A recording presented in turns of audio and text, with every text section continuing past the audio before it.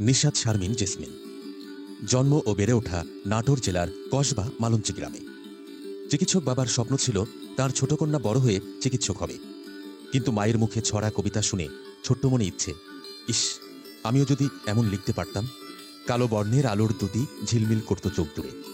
দেয়ালিকা ও ডায়েরির পাতা নিশাত শারমিন জেসমিন এর কবিতার আতুর ঘর। সপ্তম শ্রেণীতে পড়াকালীন সময়ে তার লেখা প্রথম কবিতা ঈদের খুশি স্থান পায় ঈদ সাময়িকীতে।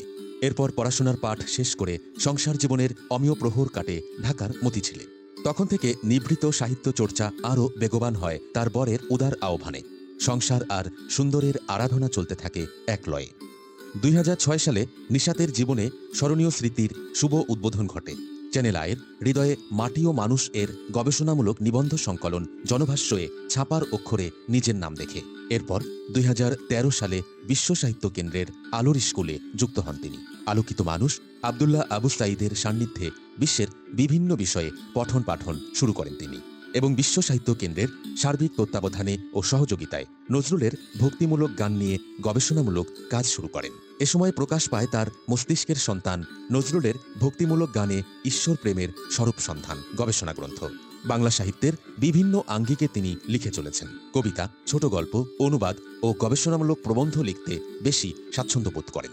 আর এই লেখালেখির স্বীকৃতি স্বরূপ তিনি একাধিক পুরস্কারে ভূষিত হন।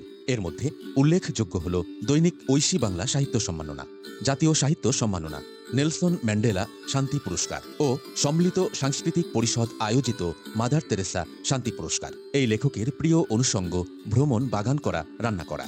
অবসরে তার উচ্চতর বিনোদন হল পাঠাগারে বই পড়া। বিত্ত বৈভব নয়, চিত্তের আনন্দই তার পরম অনুভব।